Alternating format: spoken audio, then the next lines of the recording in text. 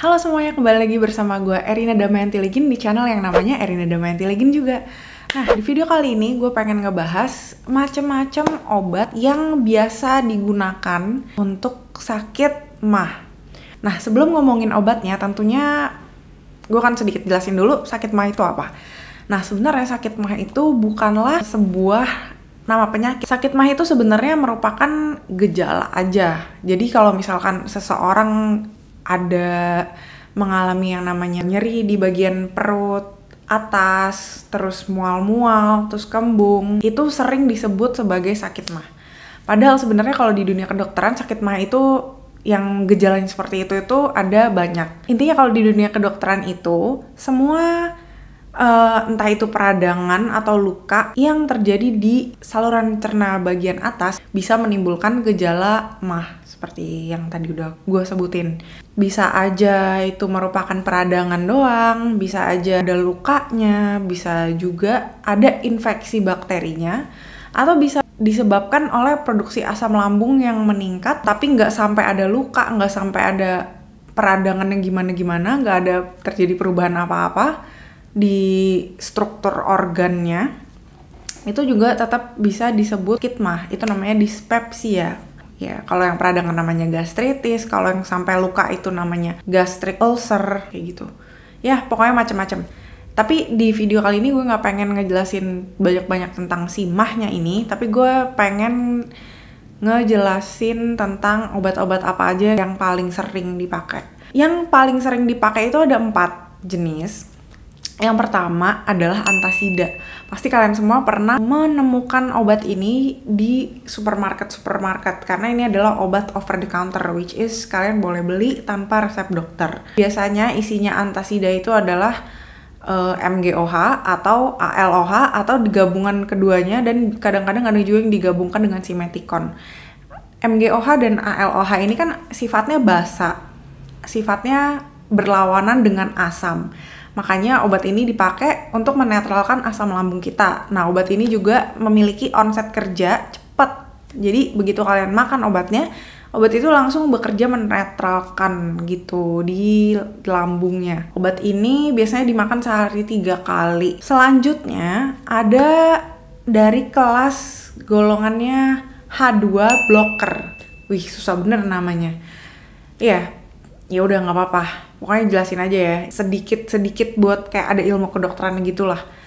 Jadi H2 blocker itu fungsinya apa? Di dalam lambung kita itu ada berbagai macam sel, ya kan? Nah, ada sel yang memproduksi asam kerjanya. Namanya sel parietal. Si parietal ini memiliki reseptor atau istilahnya kayak tangannya sel ini yang menangkap histamin. H2 blocker ini adalah kerjanya menghalangi si reseptornya itu untuk menangkap histamin. Nah, jadi kalau nanti histamin itu datang, histamin ini akan merangsang si sel parietal ini untuk mengsekresikan asam lambung. Nah, biar gak terlalu banyak disekresiin asam lambungnya, kita makan H2 blocker ini. Contohnya H2 blocker ini ada ranitidin, simetidin, famotidin, pokoknya yang tidin-tidin gitu kebanyakan adalah H2 blocker. Nah, biasanya kalau misalkan sakit MAH-nya cukup parah sehingga nggak bisa tuh diobati dengan antasida saja tidak membaik, bisa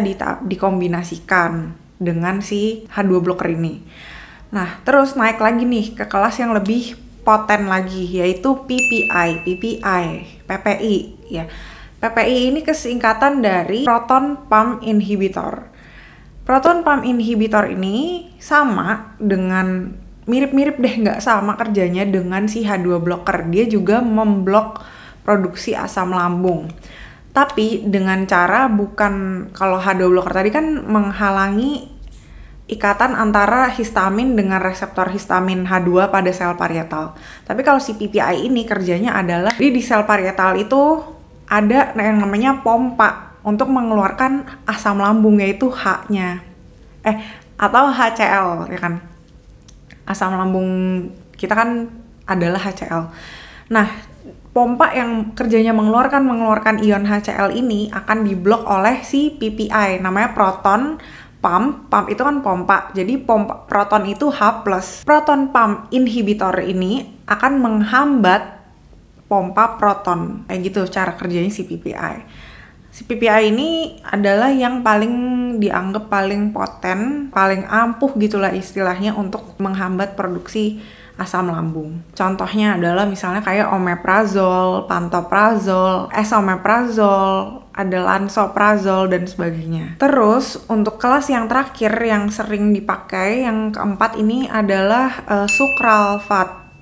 Si sukralfat ini kerjanya melindungi mukosa lambung. Jadi dia bukan menetralkan asam lambungnya dan bukan mengurangi produksi asam lambungnya, tapi dia melindungi si dinding lambungnya biar nggak terlalu kena asam banyak, jadi diharapkan nggak sakit. Jadi yang paling sering digabungkan untuk penggunaannya adalah antasida, H2 blocker atau PPI, itu salah satu aja karena cara kerjanya yang mirip, sama-sama mengurangi produksi asam lambung. Dan yang ketiga adalah sukralfat. Jadi 3 ini kalau misalnya dikasih antasida nggak sembuh-sembuh, dikasih antasida plus salah satu ini masih kurang juga, biasanya ditambahin dengan sukralfat. Nah, tapi jangan lupa kita itu harus mengobati suatu penyakit dari penyebabnya, bukan hanya gejalanya saja. Salah satu yang bikin dispepsia itu kan adalah infeksi dari bakteri Helicobacter pylori. Si Helicobacter pylori ini akan bikin luka istilahnya di lambung kita. Nah, selama si bakteri ini masih ada, dia akan terus-terusan membuat itu.